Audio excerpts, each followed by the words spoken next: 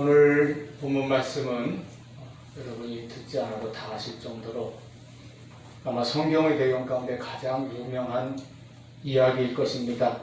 다윗과 골리앗의 싸움. 교회 안 다니는 사람들도 거의 다 알고 있을 정도예요. 그래서 어떤 스포츠 같은 데서도 아주 터무니없이 크거나 강한 그런 차이가 많이 나는 상대와 맞서게 될 때에 다윗과 골리앗의 싸움이다. 이런 이제 표현이 어떤 관용구처럼 그렇게 사용되는 걸 볼 수가 있습니다. 제가 어릴 때 재밌게 읽은 마크 트웨인이 쓴 톰 소요 모험이라는 그런 작품이 있어요. 그 톰 소요는 아주 개구장이 말썽꾸러기 정말 사고 뭉칩니다. 그 소년이 마을에 있는 이제 교회를 다니고 있는데 열심히 다닌 것이 아니라 온 동네 아이들이 다 가니까 놀러 간 것이죠. 특히 자기가 좋아하는 여자아이가 거기 다니니까 그냥 다니는 겁니다. 그 주일학교에서 그 아이들에게 매주일 요절을 주고 성경 말씀 외우라고 하고 그걸 외워오면 표를 한 장씩 줍니다. 그리고 그 표를 10장 모으면 좋은 상품을 주는 것이죠. 물론 이 말썽장이 톰이 성경 요절을 외울 리가 없습니다. 그런데 다른 아이들이 잘 외워서 받은 그 표를 자기가 가지고 있는 아주 진귀한 보물들하고 바꾸는 거예요. 아이들이 좋아하는 우리나라로 치면 딱지나 구슬, 무슨 딱정벌레 잡은 거 이런 좀 신기한 걸 주고 바꿔서 표를 모아요. 그래서 가장 빨리 10장을 모았습니다. 자, 이게 상을 타는 날이 되었어요. 마침 그날 그 마을의 유지가, 직책은 제가 잊어버렸는데, 유지가 그 예배에 참석을 해가지고, 선생님이 시상을 좀 해달라고 맡겼습니다. 그랬더니 그 유지가 톰을 이제 앞에 불러서 세워놓고 물었습니다. 이렇게 성경을 많이 요절을 잘 외웠으니까 얼마나 성경을 잘 알겠느냐, 그러면서 아주 간단한 퀴즈 하나를 냈죠. 예수님의 제자 중 2사람만 이름을 좀 말해보렴. 톰이 알 리가 없습니다. 교회 조금 다니면 거의 다 아는 그 예수님의 제자를 한 사람도 알지를 못해요. 그런데 모든 동네 아이들이 다 쳐다보는 가운데서 모른다고 할 수도 없고 그렇게 요절을 잘 외워서 상을 타고 있는 자리인데 어떻게 합니까? 끙끙대는 머리를 짜내다가 마침내 대답한 말이 바로 다윗과 골리앗이요, 이렇게 대답을 한 것이죠. 그 정도로 그만큼 다윗과 골리앗은 아주 유명합니다. 오래전에 우리나라의 씨름이 한참 인기 스포츠일 때에 굉장히 키가 큰 그 선수가 천하장사가 된 적이 있는데 신문 기사들이 전부 그 선수 별명을 골리앗이라고 지은 적이 있어요.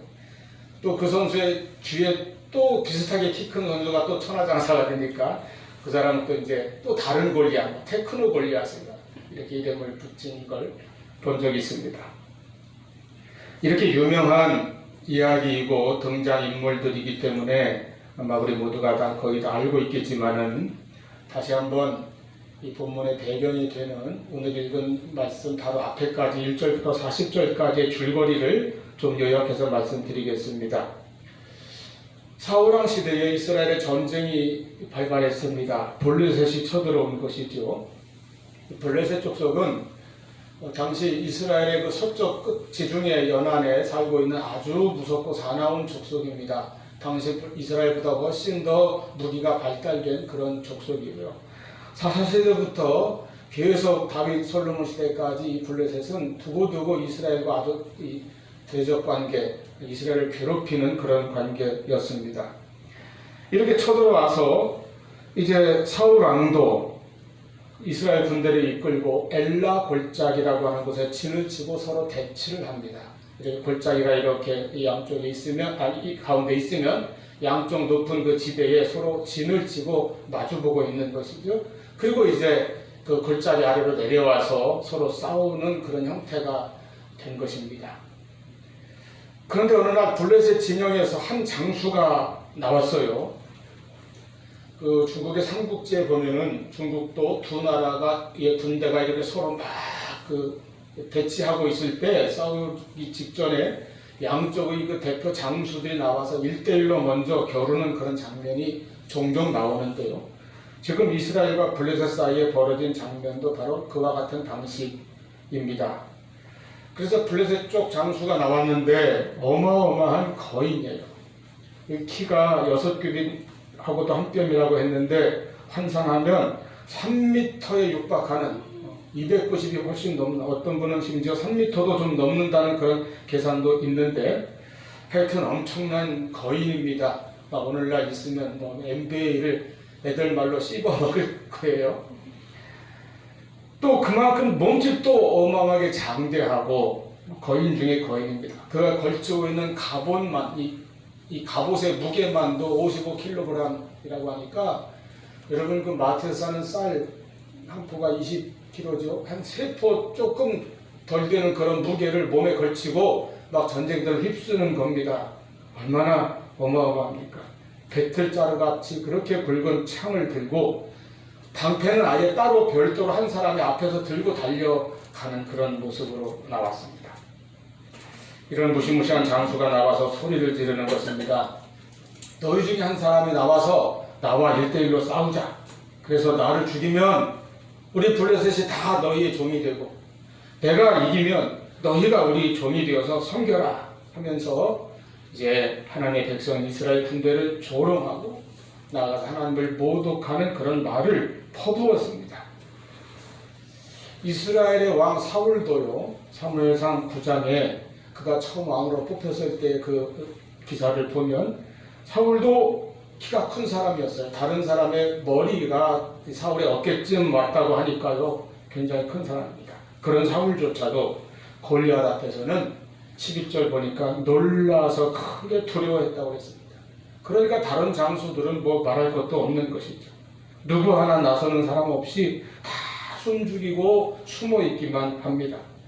그러기를 자그마치 40일 동안 아침 저녁으로 하루 2번씩 골리앗은 나와서 그렇게 협박하거나 조롱하고 저주하고 하나님을 모독하는 말을 퍼부었습니다. 자, 이 전쟁터에 베들레헴에 살고 있는 이세라고 하는 농부의 아들, 그러니까 다윗의 형들이지요. 8형제 중에서 위로 3명이 이 군대에 뽑혀서 참전을 하고 있습니다. 가장 위로부터 큰 세 아들이죠. 엘리야, 아비나답, 샴마까지. 아마 나이가 그렇게 딱 된 것 같아요. 다윗은 아직 어린 막내입니다. 그래서 15절 보면 집에서 아버지의 양을 돌보며 지내고 있었다, 이렇게 기록되어 있습니다. 어느 날 아버지가 이 어린 막내 다윗에게 볶은 곡식과 떡과 치즈 이런 음식을 싸주면서 전쟁터에 나가 있는 형들에게 가져다 주라고 심부름을 시켰습니다. 다윗이 아침 일찍 출발해서 베들레헴에서 엘라 골짜기까지 20km, 50리쯤 되네요. 우리나라 보통 걸음이 10리를 1시간 걷는다고 치니까 50리 한 5시간 안 쉬고 걸으면 5, 6시간, 뭐 중간중간 쉬어야 되니까 그보다 훨씬 많이 걸렸겠지요. 그렇게 걸어서 거의 반나절 꼬박 걸은 것입니다. 그래서 이제 형들이 있는 그 전장터에 도착해서 형들을 만나고 있는 그 시간에 또다시 골리앗이 나와서 큰 소리를 욕을 하면서 저주를 하면서 이스라엘을 이제 도발하고 있습니다. 24절 보니까 그때도 이스라엘 모든 사람이 보고 심히 두려워하며 그 앞에서 도망하였다고 기록되어 있습니다. 그 광경을 본 다윗이 기가 막혀서 말합니다. 아니, 이 할례받지 않은 블레셋 사람이 누구이기에 살아계시는 하나님의 군대를 모욕하겠느냐 하면서 그냥 분에 못 이겨 했어요. 그 옆에 있던 다윗의 형들은 야단을 치면서 다윗에게 철모르는 소리 하지 말라고, 내가 뭐 알고 이렇게 나서느냐고 이렇게 했지만은 누군가가 그 말을 사울 왕에게 전했습니다. 그래서 사울이 자기 장막으로 다윗을 불러들입니다. 너 정말 나가서 싸울 수 있느냐? 40일 동안 그 모욕을 당하면서도 꼼짝 못하고 숨어 있는데 뜻밖의 한 사람이 자기가 나서겠다고 하니까 반가웠겠죠. 아마 그때 사울이 제정신이 아니었는가 봅니다. 다윗이 조금만 숨어 있는 것도 아주 미처 깊이 생각지도 못하고 막 물어요. 너 싸울 수 있냐? 자신 있느냐? 아, 있습니다. 제가 목동인데 양을 지킬 때에 사자가 공격한 적도 있고 곰이 습격한 적도 있는데 다 제가 물리치고 싸워 이기고 했습니다. 저런 거인쯤이 얼마든지 이길 수 있습니다. 사울에게 이 작은 소년에 대한 기대가 생겼나 봅니다. 그래서 그러면 자기 갑옷을 벗어주고 자기 투구까지 씌워주고 자기 칼을 내주면서 이거 입고 이거 들고 나가서 싸워라. 그런데 입고 보니까 너무 커서 이건 오히려 거추장스럽고 걸리적거리고 도무지 더 활동할 수가 없을 지경이죠. 칼은 아마 땅에 질질 끌리고 그랬을 겁니다. 그래 다 벗어버리고 자기 복장 그대로 손에 막대기 하나 들고, 막대기라고 봐야 뭐겠습니까? 양 칠 때 양을 모는 그 막대기죠. 들고 그 골짜기 밑에 이제 시냇가에 널려있는 돌멩이 중에 5개를 골라가지고 목자의 제구에 넣고 물매라고 하는 돌멩이를 막 돌려서 던지는 도구입니다. 가지고 나갑니다. 자, 거기까지가 배경이고 그 다음이 이제 오늘 봉독한 본문 말씀입니다. 41절 블레셋 사람이 다윗을 향하여 가까이 다가오지요. 그리고는 다윗을 이렇게 보니까 아직 어린 소년이에요.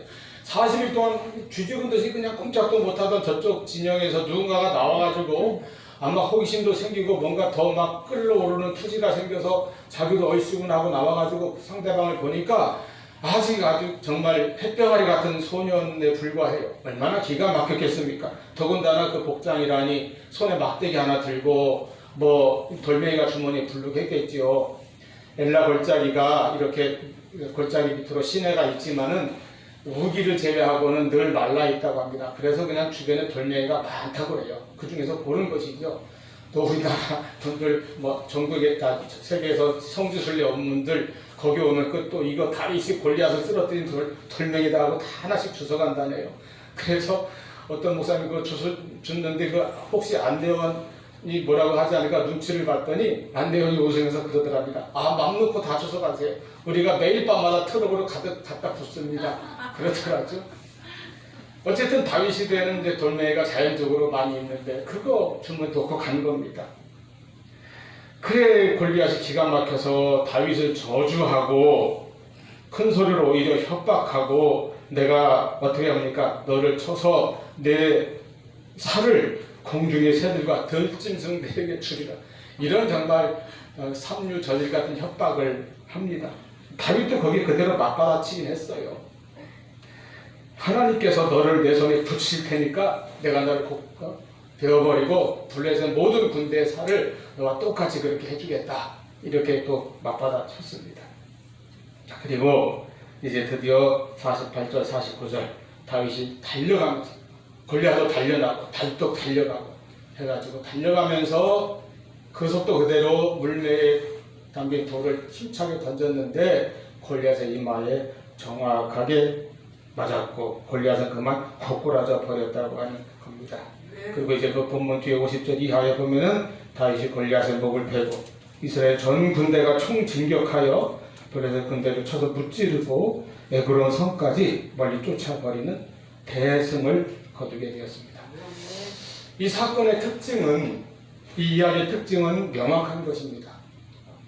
누가 봐도 상대가 되지 않는 싸움, 전혀 상대조차 되지 않는 싸움인데 온 세상 사람 누가 봐도 이길 수 없는 그런 싸움인데 다윗이 이겼다고 하는 거죠. 이기는 것이 불가능한 그 싸움을 다윗은 승리했다고 하는 것입니다. 이 놀라운 이야기, 이 놀라운 다윗의 싸움, 그리고 다윗의 승리의 그 요인, 비결은 무엇일까요? 첫째는 다윗의 마음에 품었던 하나님에 대한 뜨거운 마음입니다. 하나님에 대한 뜨거운 열정, 하나님의 이름에 대한 거룩한 부담감이라고 저는 표현을 합니다. 하나님의 이름이 모욕을 당할 때에 그것을 참고 견디지 못하는 그 마음의 분노, 그 부담감 때문에 가만히 있을 수 없다고 하는 그 마음이죠. 다윗은 할례받지 아니한 이 이방인에게서 하나님의 군대와 그래서 하나님의 이름이 모독을 당하고 하나님의 택한 백성이 업신여김과 조롱과 저주를 받는 그 광경을 보고 마음에 거룩한 분노를 품게 됩니다. 그리고 자기가 나서지 않으면 안 되겠다고 하는 거룩한 부담감을 강하게 느끼게 된 거예요. 그냥 있어서는 안 된다고 하는 것입니다. 그것이 우리가 이 세상에서 살 때에 세상에서 하나님의 이름이 모독을 당하게 해서는 안 된다고 하는 그런 우리의 열망, 우리의 거룩한 부담감이 될 수 있기를 바랍니다. 아멘. 골리앗의 그 같은 협박과 조롱과 모욕하는 소리를 40일 동안 아침 저녁으로 들으면서도 사울왕을 비롯하여 이스라엘의 어느 장수 어느 군인 하나가 분개하여 일어난 사람이 없습니다. 다 두려워하고 자기 안위만을 위하여 도망가고 숨어 있을 뿐입니다. 오늘날 이 시대에 많은 골리앗들 앞에서 때로는 교회가 때로는 우리 그리스도인들이 사울 시대의 이스라엘 군사들처럼 무서워 떨거나 숨어서 자기만 안전하고 자기만 그냥 그럭저럭 편하게 살면 된다는 그런 자세로 적당히 세상과 타협하며 살아가면 어떻게 되겠습니까? 세상에서 하나님의 영광이 가려지고 하나님의 이름이 조롱과 모욕을 당할 때에 이럴 때 우리 마음에 거룩한 분노가 일어나고 거룩한 부담감을 가질 수 있어야 된다는 것입니다. 작년 한 해 동안 이 코로나로 인해서 교회가, 기독교가 전 사회의 비난의 대상이 된 적도 많고 어떨 때는 악의적인 도덕에 의해서 아주 난도질을 당할 때도 많이 있었습니다.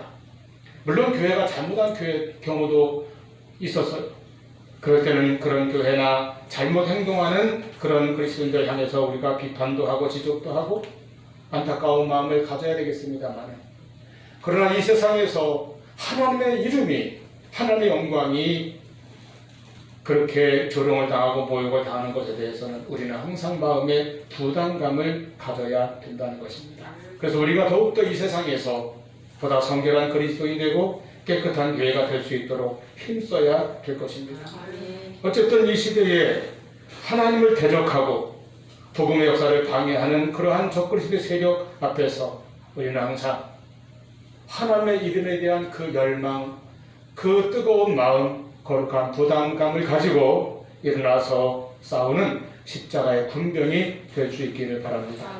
이 어린 소년의 마음에 품었던 그 마음, 어찌 할례받지 아니한 블레셋 사람이 살아계신 하나님의 군대를 모욕하는가? 그래서 그는 45절에 골리앗에게 분명히 외쳤습니다. 나는 네가 모욕하는 이스라엘 군대에 하나님의 이름으로 내게 가노라. 하나님의 이름을 앞세우고 하나님의 이름을 높이 들고 나아가는 우리 모두가 될 수 있기를 바랍니다. 내가 무엇을 하든지 내가 무슨 크고 거창한 일을 해야만이 그런 것이 아니에요. 뭐 다윗처럼 이렇게 막 전장터에서 큰 공을 세워야만 하나님의 이름을 높이는 것이 아닙니다. 내가 무엇을 하든지 보이든 보이지 않든 크든 작든 간에 내 마음 중심 속에 항상 내 인생 하나님을 위하여 산다. 나는 하나님의 영광을 위하여 하나님의 이름을 가장 내가 소중히 여기며 산다고 하는 그 중심이 있으면 우리는 이와 같은 삶을 살 수 있을 것입니다. 두 번째는 이 싸움에서 다윗은 자기를 바라보지 아니하고 하나님을 바라보는 신앙으로 나갔다는 것입니다. 여러분, 다윗이 골리앗을 쓰러뜨린 이 싸움에서 가장 중요한 것은 그가 바로 전적으로 하나님을 신뢰하고 하나님께 의지했다는 것입니다. 다윗은 이스라엘 모든 군대가 사로잡혀 있던 그 두려움에 홀로 빠지지 않았습니다. 다른 사람들은 그 거인 골리앗을 두려워했지만 다윗은 오직 하나님을 신뢰했습니다. 이것이 굉장히 중요한 관점입니다. 우리가 어떤 어려운 문제에 부딪히거나 상대하기 힘든 그런 무서운 그런 어떤 문제나 어떤 상황이나 환경이나 어려움이나 고난이나 시련이나 역경이나 이런 대적을 만나게 되면 그런 자기가 처해 있는 환경이나 어떤 상황, 자기 앞에 닥쳐온 그 문제들에 대해서 걱정하고 끊임없이 염려합니다. 그리고 그 문제를 두려워할 때가 많이 있어요. 내가 어떻게 할까? 난 아무것도 할 줄 모르는데. 그 두려움 때문에 싸워보기도 전에 어떤 노력이나 시도를 해보지도 못하고 미리 패배해버리는 경우도 있습니다. 다윗은 자기의 이 싸움을 이렇게 작고 어린 자기 자신과 저 무시무시한 거인 골리앗과의 싸움이라고 생각하지 않았습니다. 다윗은 이 싸움은 하나님의 이름으로 나가는 것이다 이렇게 믿었습니다. 저 거인은 지금 내가 믿는 하나님 앞에, 내가 섬기는 그 하나님 앞에서 좀 표현이 그렇습니다만 까불고 있는 것이다. 하나님을 대적하고 있는 것이다 이렇게 생각했습니다. 그러므로 하나님의 이름으로 달려나간 것입니다. 심지어 앞에 28절 보면 다윗의 큰형 엘리압까지도 다윗을 막 나무라고 책망하면서 나서지 못하게 했어요. 그런 가운데서도 다윗은 자기를 어떻게 보았습니까? 어리고 나약하고 아무것도 제대로 할 줄 모르는 무엇 하나 잘하지 못하는 미숙한 그런 자기로 보는 것이 아니라 나는 만군의 하나님 그 하나님의 이름으로 내게 나아간다. 하나님 손에 붙들린 자기 자신을 보고 나갔다는 것입니다. 47절 여호와의 구원하심이 칼과 창이 있지 아니함을 이 무리에게 알게 하리라.